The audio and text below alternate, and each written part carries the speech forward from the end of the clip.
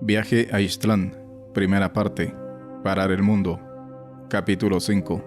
Hacerse responsable.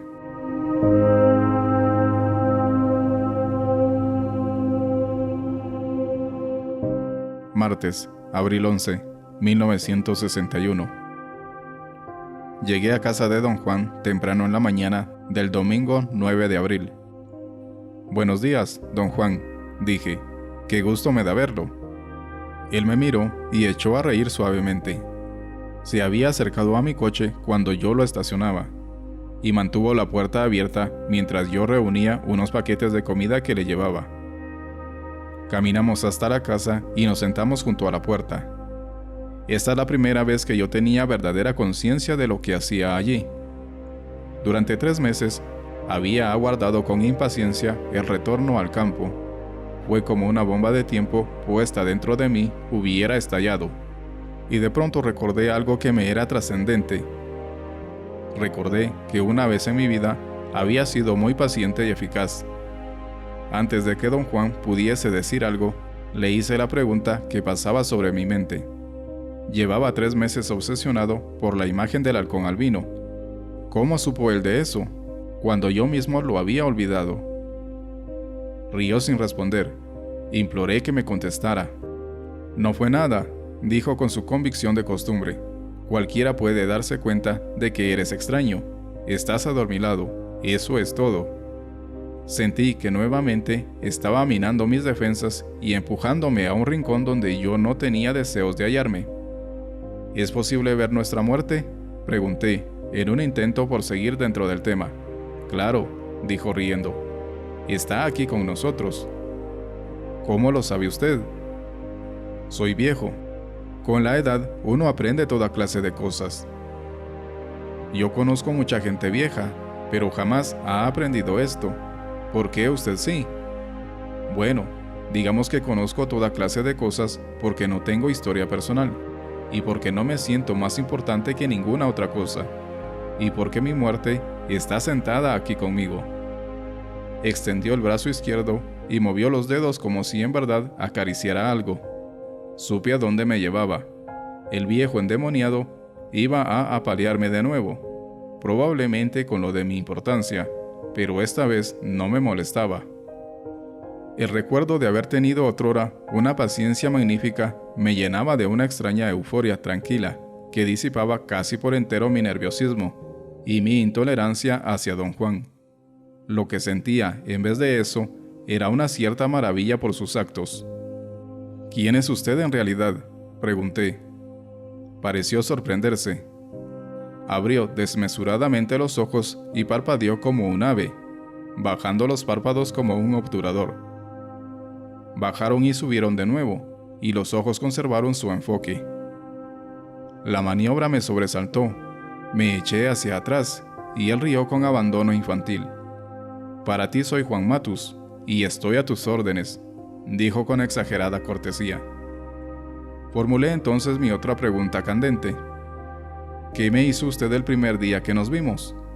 Me refería a la forma en que me miró. «Yo, nada», repuso en tono de inocencia. Le describí cómo me había sentido cuando él me miró, y lo incongruente que para mí resultó el que eso me dejara mudo. Rió hasta que las lágrimas rodaron por sus mejillas. Volví a sentir un brote de animosidad hacia él. Pensé que, mientras yo era tan serio y considerado, él se porta muy indio, con sus modales vastos.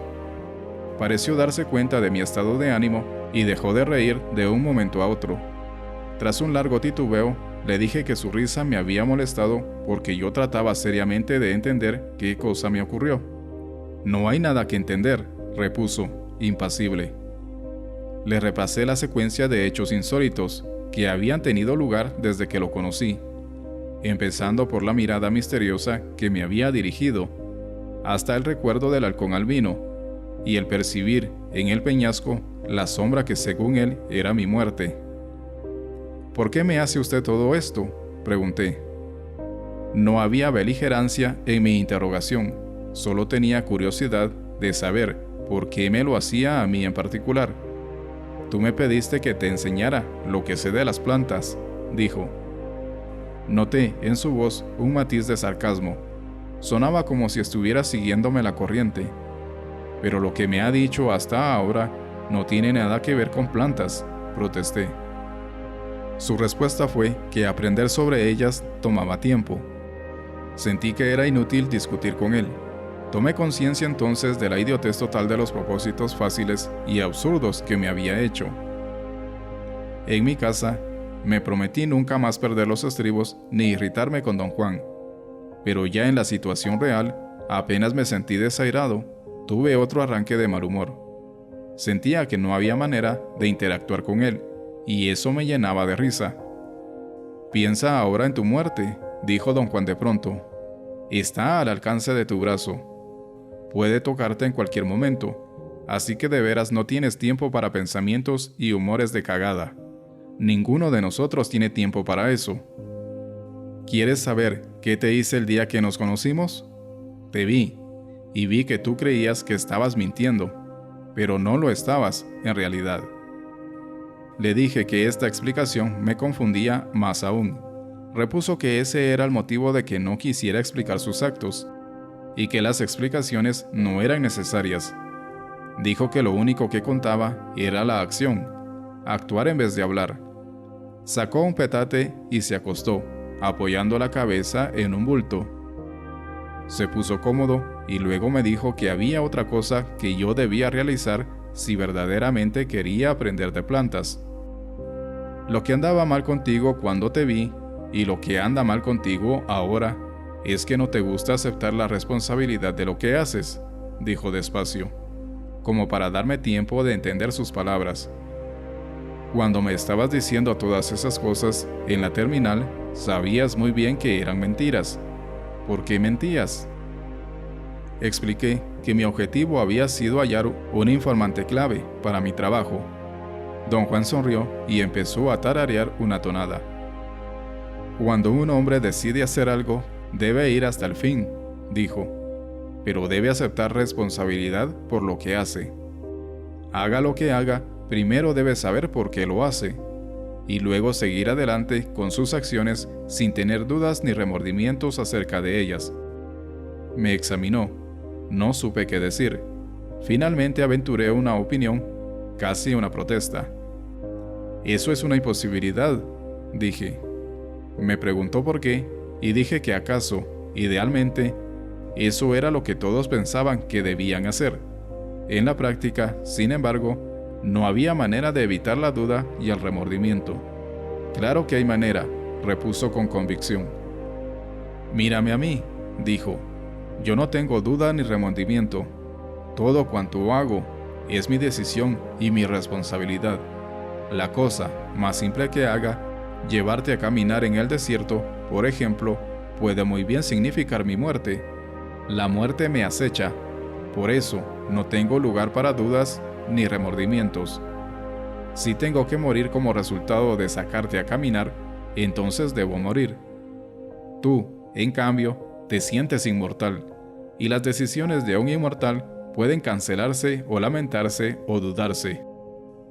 En un mundo donde la muerte es el cazador, no hay tiempo para lamentos ni dudas, amigo mío, solo hay tiempo para decisiones». Argumenté, de buena fe, que en mi opinión ese era un mundo irreal, pues se construía arbitrariamente, tomando una forma idealizada de conducta y diciendo que esa era la manera de proceder. Le narré la historia de mi padre, que solía lanzarme interminables sermones sobre las maravillas de mente sana en cuerpo sano, y cómo los jóvenes debían templar sus cuerpos con penalidades y con hazañas de competencia atlética. Era un hombre joven. Cuando yo tenía 8 años, él andaba apenas en los 27. Por regla general, durante el verano, llegaba de la ciudad, donde daba clases en una escuela, a pasar por lo menos un mes conmigo en la granja de mis abuelos, donde yo vivía. Era para mí un mes infernal. Conté a don Juan un ejemplo de la conducta de mi padre, el cual me pareció aplicable a la situación inmediata. Casi inmediatamente después de llegar a la granja, mi padre insistía en dar un largo paseo conmigo para que pudiéramos hablar. Y mientras hablábamos, hacía planes para que fuésemos a nadar todos los días a las 6 de la mañana. En la noche, ponía el despertador a las 5:30 para tener tiempo suficiente, pues a las 6 en punto debíamos estar en el agua. Y cuando el reloj sonaba en la mañana, él saltaba del lecho, se ponía los anteojos, iba a la ventana y se asomaba. Yo incluso había memorizado el monólogo subsiguiente. Un poco nublado hoy. Mira, voy a acostarme otros 5 minutos, ¿eh? No más de 5. Solo voy a estirar los músculos y a despertar del todo. Invariablemente se quedaba dormido hasta las 10, a veces hasta mediodía. Dije a don Juan que lo que me molestaba era su negación a abandonar sus resoluciones obviamente falsas. Repetía ese ritual cada mañana, hasta que yo finalmente hería sus sentimientos rehusándome a poner el despertador. No eran resoluciones falsas, dijo don Juan, evidentemente tomando partido por mi padre. Nada más no sabía cómo levantarse de la cama, eso era todo. En cualquier caso, dije, siempre recelo de las resoluciones irreales. ¿Cuál sería entonces una resolución real?, preguntó don Juan con leve sonrisa. Si mi padre se hubiera dicho que no podía ir a nadar a las 6 de la mañana, sino tal vez a las 3 de la tarde. Tus resoluciones dañan el espíritu, dijo don Juan con aire de gran seriedad. Me pareció incluso percibir en su tono una nota de tristeza. Estuvimos callados largo tiempo. Mi inquina se había desvanecido. Pensé en mi padre. No quería nadar a las 3 de la tarde. ¿No ves?, dijo don Juan. Sus palabras me hicieron saltar. Le dije que mi padre era débil, y lo mismo su mundo de actos ideales jamás ejecutados. Hablé casi a gritos. Don Juan no dijo una sola palabra. Sacudió la cabeza lentamente, en forma rítmica. Me sentí terriblemente triste. El pensar en mi padre siempre me afligía. «¿Piensas que tú eras más fuerte, verdad?», preguntó él en tono casual. Le dije que sí, y empecé a narrarle toda la turbulencia emotiva que mi padre me hizo atravesar, pero él me interrumpió. «¿Era malo contigo?», preguntó. «No». «¿Era mezquino contigo?». «No». «¿Hacía por ti todo lo que podía?». «Sí». «Entonces, ¿qué tenía de malo?». De nuevo empecé a gritar que era débil, pero me contuve y bajé la voz. Me sentía un poco ridículo ante el interrogatorio de don Juan. «¿Para qué hace usted todo eso?», dije. «Se supone que deberíamos estar hablando de plantas». Me sentía más molesto y deprimido que nunca. Le dije que él no tenía motivo alguno ni la más mínima capacidad para juzgar mi conducta, y estalló en una carcajada. «Cuando te enojas, siempre te crees en lo justo, ¿verdad?», dijo, y parpadeó como ave. Estaba en lo cierto. Yo tenía la tendencia a sentirme justificado por mi enojo. «No hablemos de mi padre», dije, fingiendo buen humor. «Hablemos de plantas». «No, hablemos de tu padre», insistió él. «Ese es el sitio donde hay que comenzar hoy. Si piensas que eras mucho más fuerte que él, ¿por qué no ibas a nadar a las 6 de la mañana en lugar suyo?».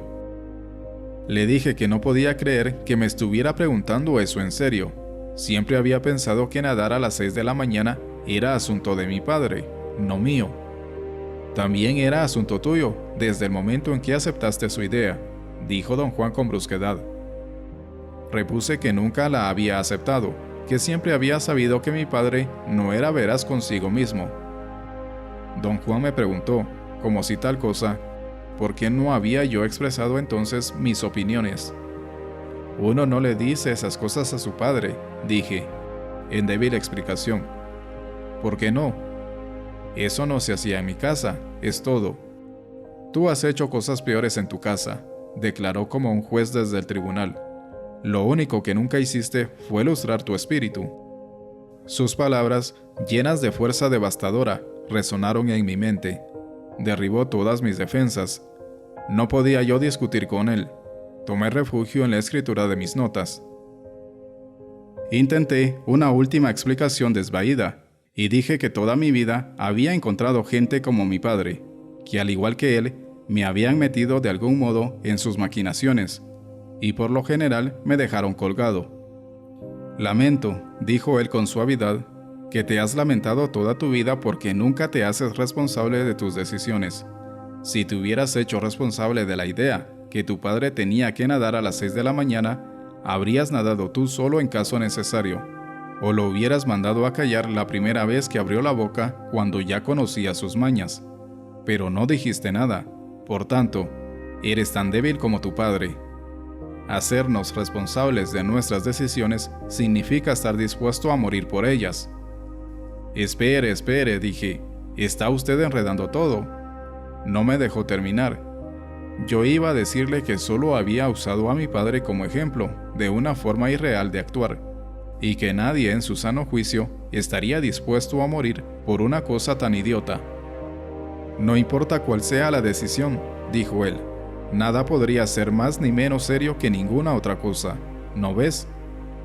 En un mundo donde la muerte es el cazador, no hay decisiones grandes ni pequeñas, solo hay decisiones que hacemos a la vista de nuestra muerte inevitable. No pude decir nada. Transcurrió quizá una hora. Don Juan se hallaba perfectamente inmóvil sobre su petate, aunque no dormía. ¿Por qué me dice usted todo esto, don Juan?, pregunté. ¿Por qué me hace esto? Tú viniste conmigo, dijo él. No, no fue ese el caso. Te trajeron conmigo, y yo tengo un gesto contigo. ¿Cómo dice usted? Tú habrías podido tener un gesto con tu padre nadando en su lugar, pero no lo hiciste. A lo mejor porque eras demasiado joven. Yo he vivido más que tú, no tengo nada pendiente, no hay ninguna prisa en mi vida. Por eso puedo tener contigo un gesto como es debido. En la tarde salimos de excursión. Mantuve con facilidad su paso y me maravillé nuevamente de su estupenda condición física. Caminaba con tanta agilidad y con pisada tan firme que junto a él yo era como un niño. Fuimos más o menos hacia el este. Noté que no le gustaba hablar mientras caminábamos. Si yo le decía algo, se detenía para responderme.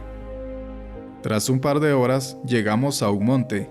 Tomó asiento y me hizo seña de sentarme a su lado.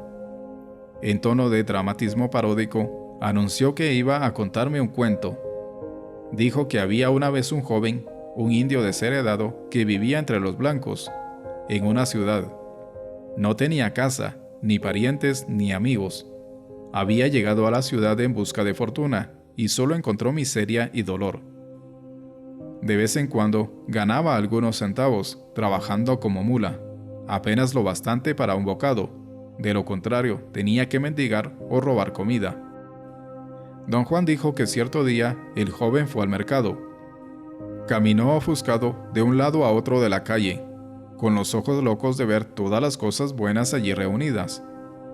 Sufría tal frenesí que no veía por dónde caminaba, y terminó tropezando con unas canastas y cayendo encima de un anciano. El viejo llevaba 4 enormes guajes y acababa de sentarse a comer y descansar. Don Juan sonrió con aire sapiente y dijo que al anciano le pareció muy raro que el joven hubiese tropezado con él. No se enojó por la molestia, lo asombraba el por qué este joven en particular le había caído encima. El joven, en cambio, estaba enojado y le dijo que se quitara del paso. Para nada le preocupaba la razón recóndita del encuentro. No había advertido que los caminos de arribos se habían cruzado. Don Juan imitó los movimientos de quien persigue un objeto que rueda. Dijo que los guajes del anciano cayeron y rodaban calle abajo. Al verlos, el joven pensó haber hallado su comida para ese día. Ayudó al viejo a levantarse e insistió en ayudarlo a cargar los pesados guajes. El viejo le dijo que iba camino a su casa en las montañas, y el joven insistió en acompañarlo, por lo menos parte del camino. El viejo tomó el camino a las montañas, y mientras caminaban dio al joven parte de la comida que había comprado en el mercado. El joven comió hasta llenarse, y ya satisfecho, empezó a notar cuánto pesaban los guajes y los aferró con fuerza. Don Juan abrió los ojos y sonrió diabólicamente al decir que el joven preguntó: ¿Qué lleva usted en los guajes? El anciano, en vez de responder, le dijo que iba a mostrarle un compañero que podía aliviar sus penas y darle consejo y sabiduría en los caminos del mundo. Don Juan hizo un gesto majestuoso con ambas manos y dijo que el anciano hizo venir al venado más hermoso que el joven había visto en su vida. El venado era tan manso que se acercó a él y caminó en torno suyo. Resplandecía y brillaba. El joven, cautivado, supo en el acto que se trataba de un espíritu venado. El viejo le dijo que, si deseaba tener ese amigo y su sabiduría, lo único que debía hacer era soltar los guajes. La sonrisa de don Juan expresó ambición. Dijo que los deseos mezquinos del joven se avivaron al oír tal petición. Los ojos de don Juan se hicieron pequeños y diabólicos cuando prestó voz a la pregunta del joven: ¿Qué lleva usted en estos 4 guajes enormes? El anciano, dijo don Juan, repuso serenamente que llevaba comida, pinole y agua. Don Juan dejó de narrar la historia y caminó en círculo un par de veces. Yo no supe qué estaba haciendo, pero aparentemente era parte de la historia. El círculo parecía representar las deliberaciones del joven. Don Juan dijo que, por supuesto, el joven no creyó una sola palabra. Calculó que el viejo, quien obviamente era un brujo, se hallaba dispuesto a dar un espíritu venado, a cambio de sus guajes. Estos debían estar llenos de un poder más allá de lo imaginable. Don Juan contrajo nuevamente su rostro en una sonrisa demoníaca y dijo que el joven declaró que deseaba quedarse con los guajes. Hubo una larga pausa que al parecer marcaba el final del cuento. Don Juan permaneció callado, pero me sentí seguro de que deseaba una pregunta mía y la hice. ¿Qué pasó con el joven? Se llevó los guajes, repuso él con una sonrisa de satisfacción. Hubo otra larga pausa. Reí. Pensé que este había sido un verdadero cuento de indios. Los ojos de don Juan brillaron. Me sonreía. La circundaba un aire de inocencia. Empezó a reír en suaves estallidos y me preguntó: ¿No quieres saber de los guajes? Claro que quiero saber. Creí que allí acababa el cuento. Oh no, dijo con una luz maliciosa en los ojos. El joven tomó sus guajes y corrió a un sitio apartado y los abrió. ¿Qué halló?, pregunté. Don Juan me observó y tuve el sentimiento de que se hallaba al tanto de mi gimnasia mental. Meneó la cabeza, riendo por lo bajo. Bueno, lo insté. ¿Estaban vacíos los guajes? Solo había pinole y agua adentro de los guajes, dijo él. Y el joven, en un arranque de furia, los rompió contra las piedras. Dije que su reacción era natural. Cualquiera en su lugar habría hecho lo mismo. La respuesta de don Juan fue que el joven era un tonto que no sabía lo que andaba buscando. Ignoraba lo que era el poder, de modo que no podía decir si lo había encontrado o no. No se hizo responsable de su decisión, por ello lo enfureció su error. Esperaba ganar algo, y en vez de ello, no obtuvo nada. Don Juan especuló que, si yo hubiera sido el joven y hubiese seguido mis inclinaciones, me habría entregado a la furia y al remordimiento para, sin duda, pasar el resto de mi vida compadeciéndome por lo que había perdido. Luego explicó la conducta del viejo. Astutamente, alimentó al joven para darle el valor de un estómago lleno, de modo que el joven, al hallar solo comida en los guajes, los rompió en un arrebato de ira. Si hubiera estado consciente de su decisión y se hubiera hecho responsable de ella, dijo don Juan, se habría dado por bien satisfecho con la comida, y a lo mejor hasta se hubiera dado cuenta de que esa comida también era poder.